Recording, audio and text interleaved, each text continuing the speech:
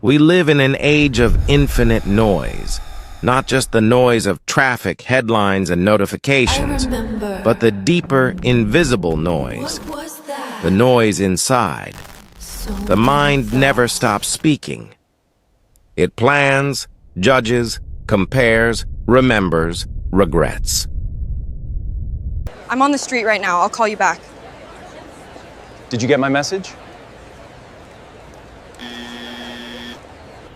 I'm not sure what I'm doing here, but I know I'm supposed to be doing something.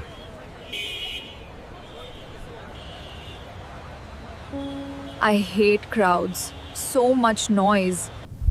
I just wish I could go back. I wonder if I can. A constant commentary about everything and everyone. Even when the world goes silent, the mind keeps shouting. You try to sleep, it replays the day.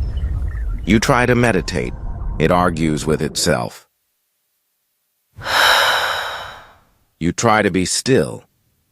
It says, you should be still better.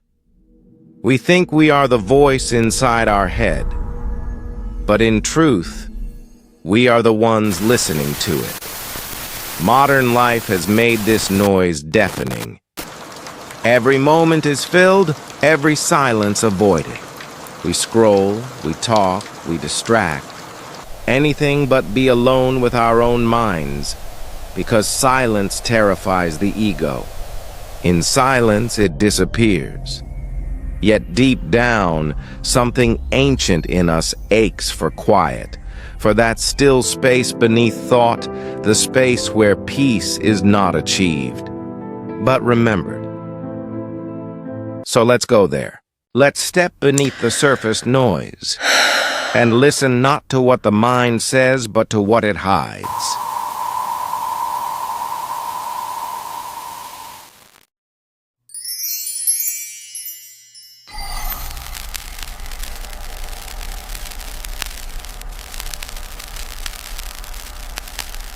What if the noise inside your head isn't random, but the echo of a system that forgot how to rest?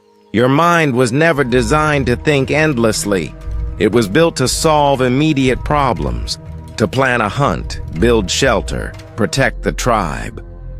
But once survival became easy, the mind didn't stop working. It simply changed targets. Now, instead of hunting for food, it hunts for meaning.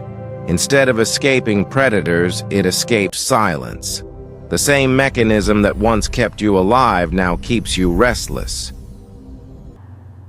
I'm not enough.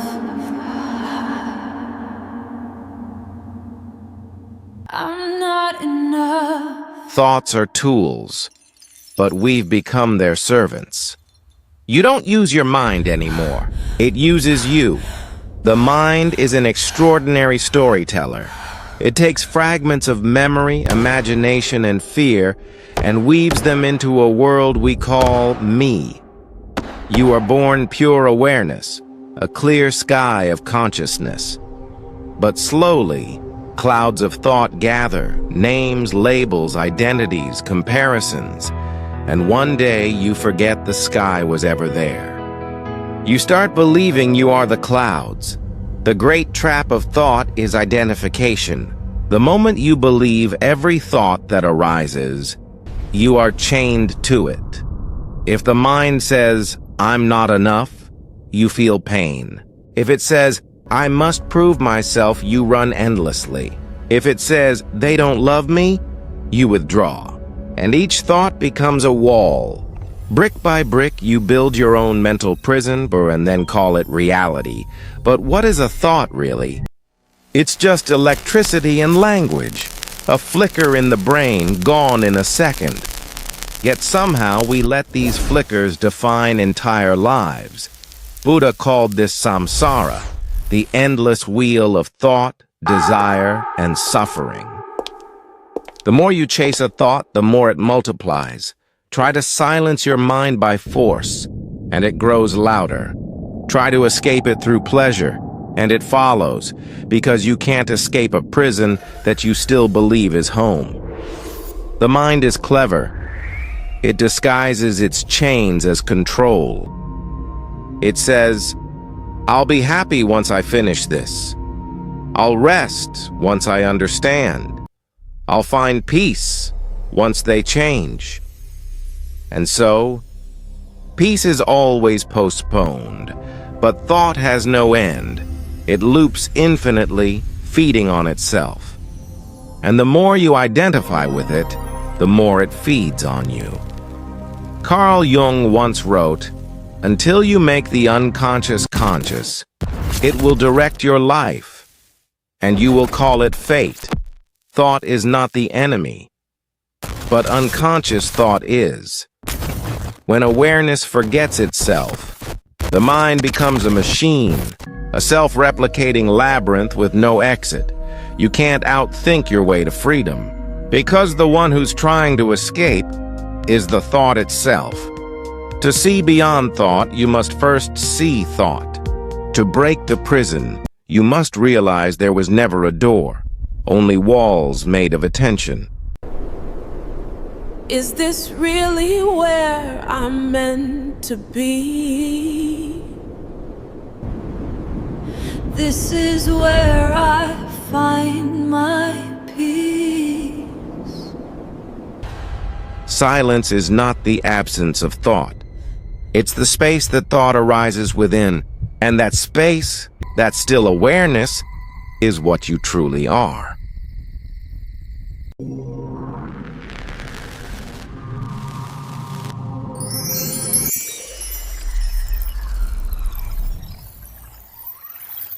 Once upon a time, your mind had silence built into it. There were pauses, moments between things. You walked without a phone. You looked at a tree and simply saw it. Now there is no pause. Every gap has been filled with information, notifications, opinions, noise. Silence has become almost extinct. Your mind was not built for this. Every second, millions of signals compete for your attention. Algorithms predict what you'll watch, buy, love, or fear, and feed you just enough stimulation to keep you hooked. We call it connection, but it's really consumption. In this new age, your attention is the product, and distraction is the business model. Every swipe is a microdose of dopamine. Every notification, a tiny jolt of adrenaline. The brain learns scroll, reward. Soon, you're not choosing what to look at. Your biology is. The nervous system was designed for survival in nature, to sense danger, seek food, find warmth. But now, it's trapped in a jungle of infinite signals. 1,000 predators made of pixels. 1,000 temptations made of light. You're not resting. You're reacting. The mind is constantly scanning for novelty, never still long enough to remember peace. You've become the lab rat, scrolling, swiping, seeking the next digital treat, and all the while, your real life, your body, your breath, your soul fades into background noise. When the mind consumes too much, it stops feeling. Emotions become flattened. Joy diluted, sadness scrolled past. We mistake stimulation for aliveness.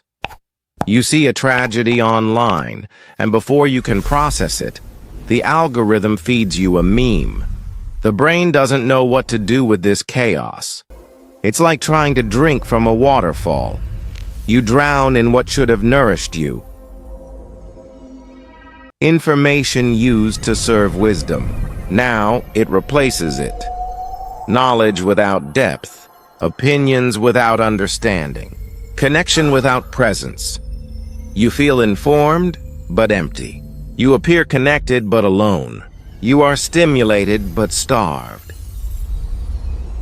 Every ping, every scroll, every open tab is a thread pulling you away from yourself. Silence used to be the place where the soul spoke. Now it's where people feel the most anxious. We've lost the art of stillness.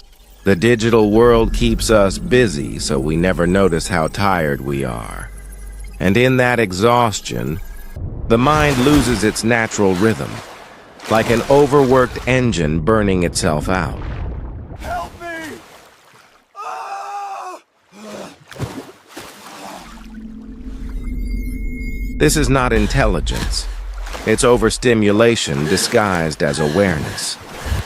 You wake up tired, sleep distracted, and call it normal. But this isn't normal. It's collective burnout, the exhaustion of the human mind pretending to be a machine. Your feeds are no longer reflections of the world. They are reflections of you, or rather, of the version of you the system believes will engage most. The algorithm learns your fears faster than you do. It knows what angers you, excites you, breaks you, and it feeds those emotions back to you, again and again, until you become addicted to your own reflection. You start confusing identity with interaction, validation with meaning, clicks with connection. The algorithm doesn't care if you're fulfilled, only if you're engaged.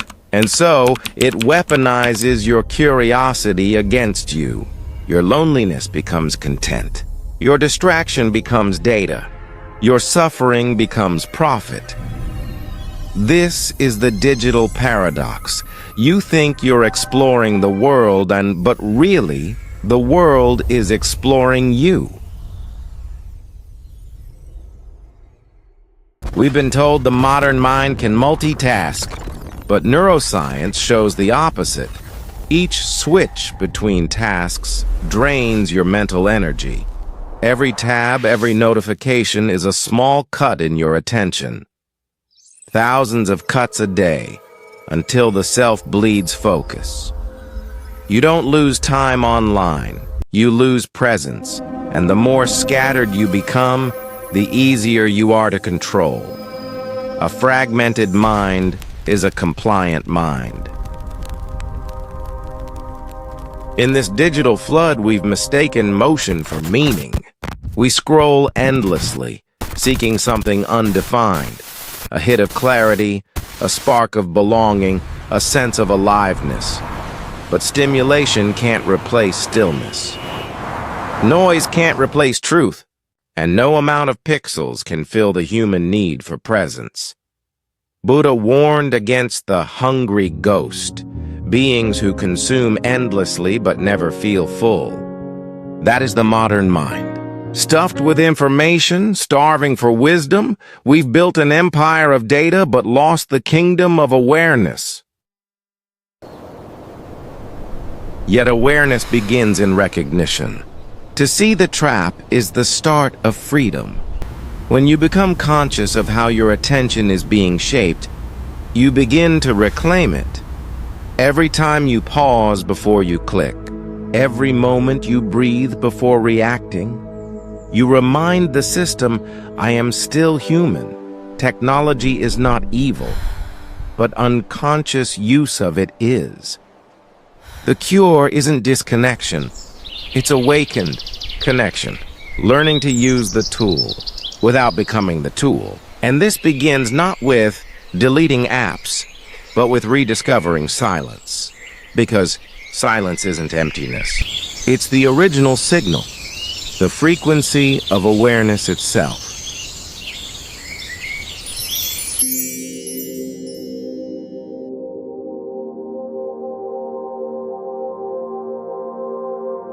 For most of your life, you've been living inside your thoughts, believing every story, emotion, and voice in your head is you.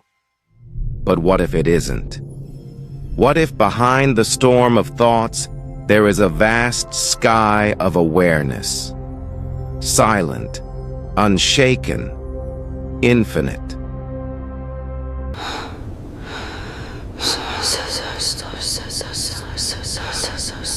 Close your eyes for a moment. Notice the voice in your head speaking. Now, notice the one listening to it. That listener is you, not the thought, not the emotion, but the awareness that witnesses it all. Buddha called it sati, mindfulness, the remembering of awareness. Jung called it the self, the totality beyond the ego. Mystics called it the divine witness. It's the same realization in different languages. You are not the noise. You are the space that holds it. This is the beginning of freedom, because the mind cannot trap you once you stop mistaking yourself for it. The ego is not evil. It's a tool. It helps you navigate the world, protect identity, pursue goals. But when you forget it's a mask, you start worshiping the mask as the face. That's when suffering begins. The ego thrives on comparison, judgment, and fear, because it exists only in contrast. It cannot survive silence. It feeds on noise, mental, emotional, digital. But the observer, the pure awareness within you, needs nothing to exist. It simply is. When you rest in that awareness, the endless chatter of the mind starts to lose its grip. You begin to see thoughts not as commands, but as clouds passing through the sky. And for the first time, you taste inner peace. Not because the mind is silent, but because you are no longer inside it.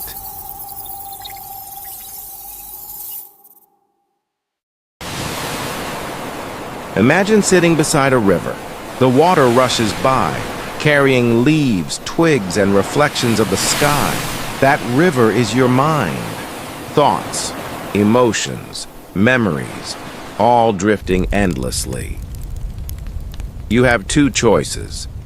Keep swimming in it, pulled by every current, or step onto the shore and watch. Awareness is the shore. And once you discover it, you realize the river was never the problem. You just forgot you weren't the water. Neuroscience now confirms what mystics intuited centuries ago. When you observe your thoughts without reacting, the prefrontal cortex, the seat of self-awareness, becomes more active. The amygdala, the alarm center of fear and reactivity, quiets down. Mindfulness literally reshapes the brain. It rewires chaos into clarity. Meditation is not escaping life. It's reclaiming the operator of the mind's machinery.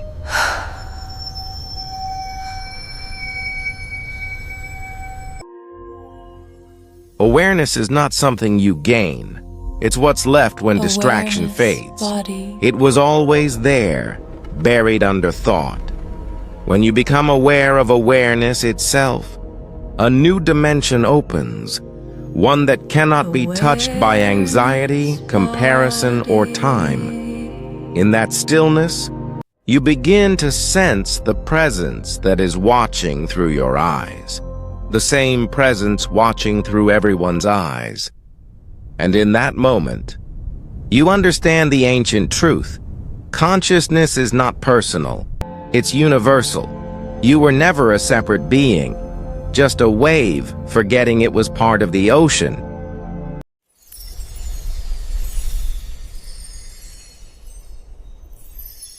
When the witness awakens, the old patterns start dying. You no longer need to react to every thought, argue with every emotion, or chase every desire. You start to see before you do. And this seeing transforms everything. Stillness begins to replace restlessness. Clarity replaces confusion. Compassion replaces judgment, because when you see from awareness, you don't just look, you understand. You realize that everyone's noise, everyone's madness, comes from the same forgotten truth. They too are lost in the storm, unaware of the sky behind it, and so judgment dissolves into empathy. You forgive, not because it's moral, but because you've remembered the oneness beneath all minds.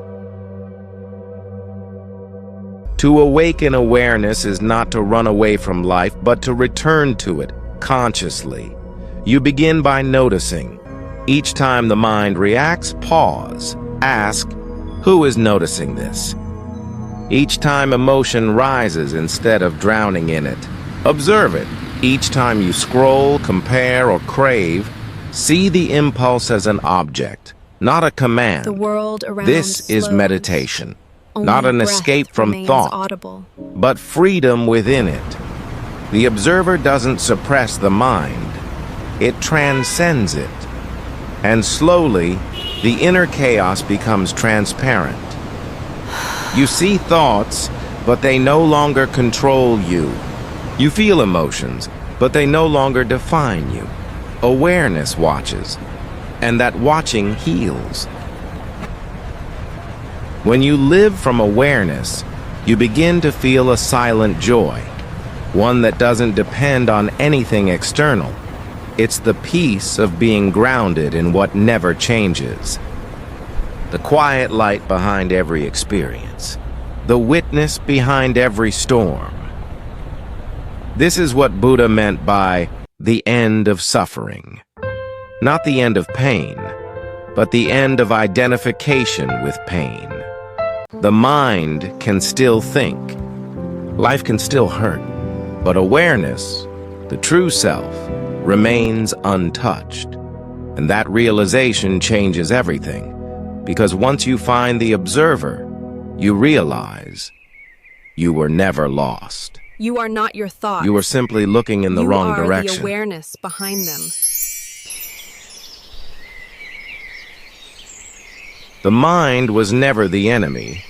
It was only restless because it was afraid to stop. Stillness is not the absence of thought. It's the gentle seeing of thought without being taken by it. It's not something you achieve. It's what remains when the struggle ends. Over 12,500 years ago, a prince named Siddhartha sat beneath a Bodhi tree. He wasn't searching for heaven or miracles. He was searching for peace, peace from the storm inside his mind. He observed his thoughts rise and fall, his fears, desires, and memories, like passing clouds. And after days of silence, something extraordinary happened. The thoughts didn't stop. He stopped identifying with them. In that moment, Siddhartha didn't become divine. He simply became awake. He saw that the mind is like a mirror. When calm, it reflects the world clearly. When disturbed, it distorts everything. This is the essence of mindfulness. To see clearly without clinging, judging, or resisting. To let the world move through you without losing your still center. Modern psychology has finally begun to catch up. Cognitive scientists now call it metacognition, the ability to observe your own mind as it thinks. It's awareness of awareness, and it changes everything. Studies show that when you observe a thought rather than react, the brain's emotional circuits quiet. The amygdala softens. The prefrontal cortex, the seat of clarity, lights up. Your perception literally transforms. The storm loses power because you're no longer inside it. You are not erasing emotion. You're allowing it to pass through an open sky. This is why mindfulness therapy heals depression, why breathwork reduces anxiety, why meditation expands compassion. Stillness isn't escape, it's alignment. You return to your natural rhythm, the rhythm life itself moves in. To live in stillness, Buddha offered 3 timeless principles: mindfulness, non-attachment, compassion. Let's unfold each. Mindfulness, seeing. Without grasping. Mindfulness isn't concentration. It's awareness without effort. A gentle noticing of what is, here, now. When you breathe consciously, you reconnect the mind with the body. Thoughts slow, emotions soften, awareness deepens. You start noticing the subtleties, the warmth of breath, the tiny pause between inhale and exhale, the silence underneath all sound. That silence isn't nothing. It's the background of everything. As mindfulness deepens, life itself becomes meditation. You walk, speak, listen, and eat with awareness. And in that awareness, ordinary moments become sacred. Non-attachment, the art of letting go. The Buddha said, "Clinging is the root of suffering." Modern psychology says the same thing, except it calls it attachment to outcomes. When you cling to control, approval, or certainty, you create friction against reality. The tighter you hold, the more life hurts. Letting go doesn't mean indifference. It means trust. It means allowing life to flow without constant interference. In therapy, they call this acceptance. In spirituality, it's surrender. In neuroscience, it's equanimity. Whatever the name, it's the same freedom. You stop fighting what is. You become a mirror again. And paradoxically, the moment you stop grasping, everything you were chasing begins to come to you, naturally. Compassion. The still heart stillness without compassion becomes isolation. But stillness with compassion becomes awakening. When the noise quiets, you begin to feel the suffering of others, not as pity, but as shared humanity. Psychologically, compassion activates oxytocin and serotonin, the biochemistry of connection. Spiritually, it dissolves the illusion of separateness. True stillness opens the heart. It makes you gentle in a world that rushes. It lets you hold pain without breaking, because stillness is not numbness. It's tenderness in its highest form. You don't need a monastery or a mountain. Stillness can be practiced anywhere, in traffic, in noise, even in grief. Here's how. Step 1, pause. Before reacting, stop. Breathe once. This single breath is a bridge back to awareness. Step 2, notice. Feel the body. Notice tension, thought, emotion. Don't change it, just see it. Step 3, anchor. Return to something steady. The breath, a sound, a visual point. Let awareness settle like dust in sunlight. Step 4, witness. Now watch the movement of mind, the thoughts, stories, cravings. They rise, they fall. You remain. Step 5, return. Carry this awareness into your next moment. Eat, speak, walk, scroll. But stay present. This is meditation in motion. The art of living awake.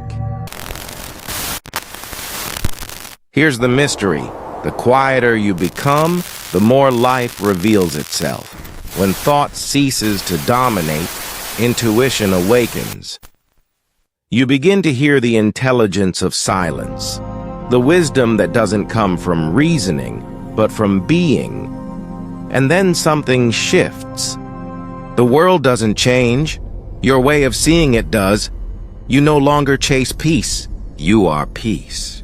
Even in noise, you remain unmoved, like the eye of a hurricane, calm at the center of all movement. In clinical terms, stillness builds emotional regulation. It creates a nervous system resilient to chaos. Heart rate stabilizes. Cortisol drops. Creativity increases. Spiritually, this same balance is called samadhi, union between awareness and existence. It's the state of being fully here. Not running, not resisting, simply being. This is why awakened people seem radiant, not because they know everything, but because they've stopped fighting anything. Their peace is contagious, a quiet frequency that calms those around them. And that, perhaps, is the greatest service any human can offer in this age of noise, to become a still point in a spinning world. Stillness is not the end of thought. It's the beginning of clarity. It doesn't mean retreating from life, but moving through it with grace. The Buddha said, "Peace comes from within. Do not seek it without." Modern psychology would add, "Attention shapes perception. Direct it wisely." Together, they point to the same truth. Stillness is not an escape. It's homecoming, and in that homecoming, you rediscover what was never lost, the quiet joy of simply being alive.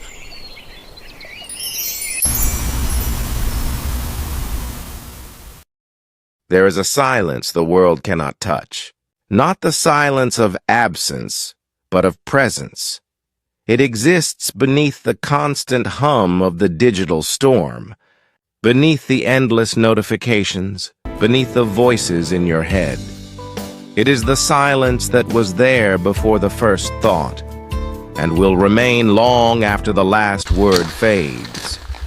But to find it, you must learn the art of returning. Again and again, back to yourself, back to stillness. Every day our attention is pulled in 1,000 directions. Our minds are fragmented, our nervous systems overstretched. We scroll instead of feel.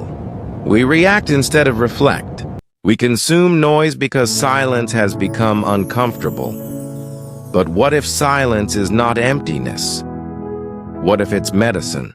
What if in a single quiet moment you could remember who you are beneath the noise? That's the essence of practice. Not an escape from the world, but a way of reclaiming your humanity within it. To reclaim silence is to return to the natural intelligence of the body and soul. There are many doors, but 4 are timeless: nature, breath, solitude, reflection. Each one leads home. Each one trains the mind to soften, to open, to listen. Let's enter them one by one. Nature.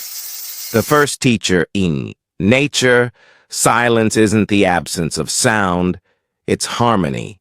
The wind moves through trees without hurry. Rivers flow without striving. Everything belongs, without trying to prove itself. When you walk in nature without your phone, you begin to feel this same belonging.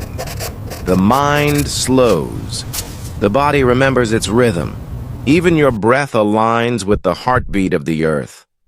Psychologists call this attention restoration theory. Nature resets the prefrontal cortex, reduces mental fatigue, and restores clarity. But beyond science, it's a spiritual communion.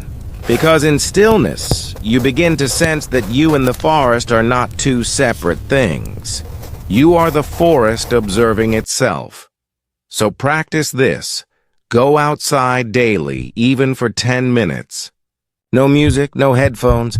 Just walk. Listen to the world breathing. Let the rustle of leaves become your meditation. Let the wind teach you the sound of stillness. Breath. The bridge between worlds. The breath is the oldest technology of peace. Long before apps and therapy, there was simply breathing. When you follow the breath consciously, you return to this moment, the only place life truly happens. Every inhale invites awareness in. Every exhale releases what you no longer need. This is not superstition, it's neuroscience. Breath regulates the vagus nerve, activating the body's rest and restore mode. Anxious thoughts lose their fuel. Heart rate synchronizes with calm awareness. The Buddha himself used the breath as his anchor. Breathing in, I know I breathe in. Breathing out, I know I breathe out. Simple, profound, infinite. Try it. Take one slow breath right now. Feel the air enter, cool, alive. Feel it leave, warm, released. Between those two breaths, notice the pause, that still, eternal space. That pause is the gateway to silence. Solitude, the art of being alone. Without feeling lonely, we live in an age terrified of solitude. People scroll while waiting for elevators. They panic at the thought of doing nothing. But solitude isn't isolation. It's intimacy with your own being. It's where creativity is born, where clarity emerges, where the soul whispers truths too quiet for crowds. Great minds, from Buddha to Nietzsche, from Thoreau to Jung, all discovered that solitude is not escape. It's a return to the inner landscape. In solitude, you face the noise inside, and in that facing, it begins to dissolve. Carl Jung once said, "Who looks outside dreams. Who looks inside awakens." That awakening begins when you stop running from yourself, when you can sit in silence and simply be. So practice solitude deliberately. Wake up early and watch the dawn. Spend an evening without your phone. Take long walks in quiet. Let loneliness transform into sacred company. Because in the silence of solitude, you discover that you are not alone. You are everything. Reflection, the mirror of awareness. Silence deepens when you reflect, when you give your inner world language. Reflection is mindfulness translated into meaning. It's how we make sense of silence, how we harvest insight from stillness.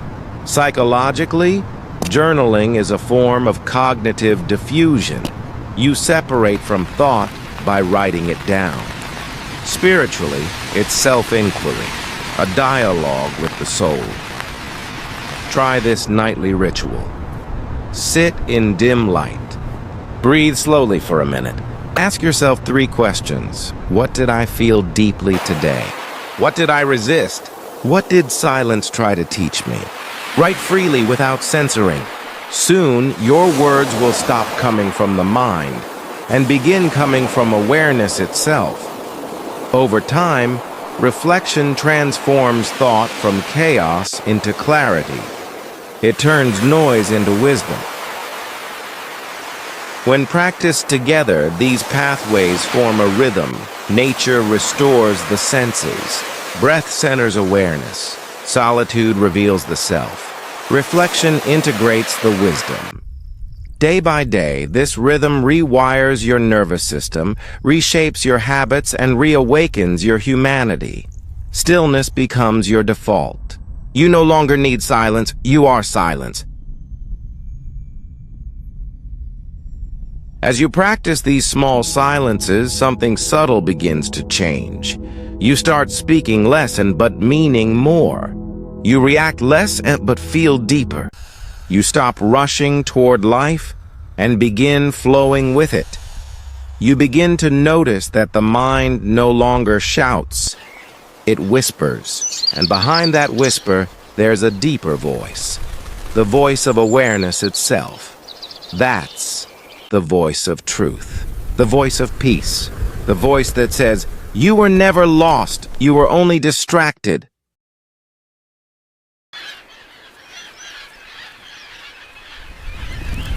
Silence doesn't mean rejecting the world, it means reclaiming your place within it. You can live in cities, scroll the web, build dreams, but now you do it from a still center. Noise no longer invades you. It moves around you, harmlessly. In this way, you become the calm in the storm. A living reminder that peace isn't found, it's remembered. And as your inner silence deepens, you'll notice something miraculous. The world itself starts to quiet down. Not because it changed, but because you did.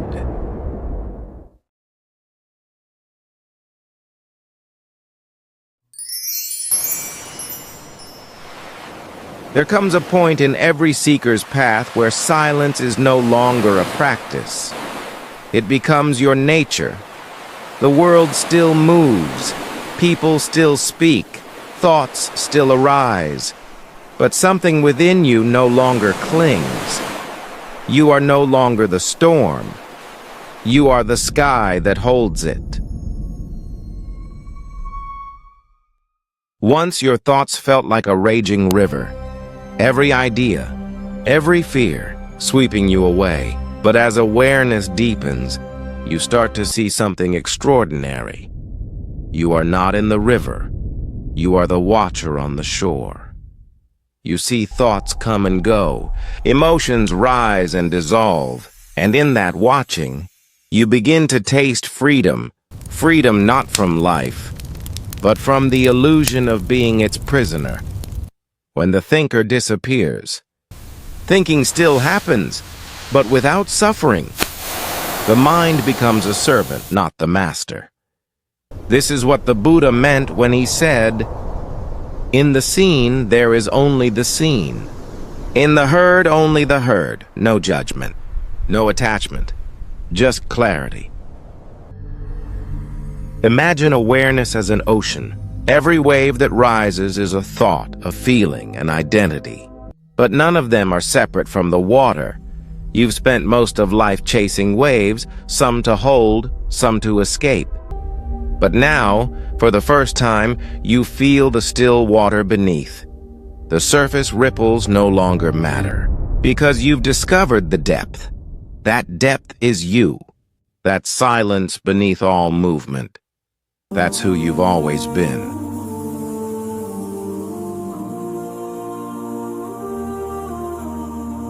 Noise dies not when the world becomes quiet, but when the self stops shouting. When the constant I, me, mine begins to dissolve, what's left is pure being. A silence that listens to itself. This is the end of inner conflict, the birth of simplicity. The peace that no achievement can buy. It's what mystics called enlightenment, but it's not something you get. It's what remains when you stop searching.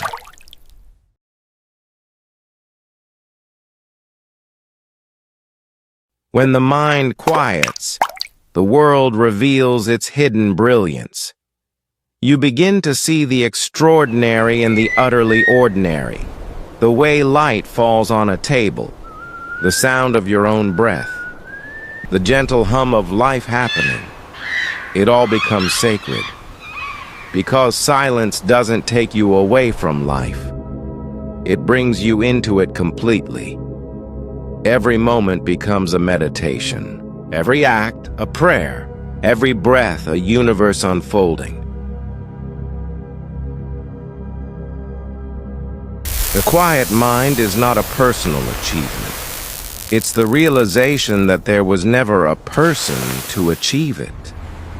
The ego dissolves like mist under sunlight. What's left is awareness, infinite, untouched. You realize you were never the character in the story. You were the screen on which the story was playing. And as this recognition blooms, fear vanishes. Because what can harm the sky? What can disturb the silence itself?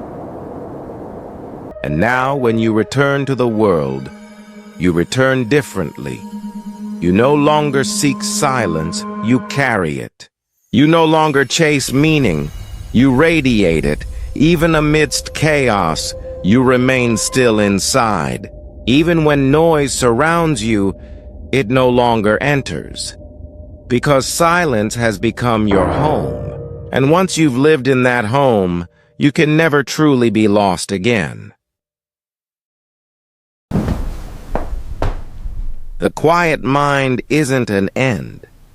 It's a beginning of true living, unfiltered, unguarded, alive. You are not your thoughts. You are the awareness that hears them. You are not your pain. You are the vast space that holds it.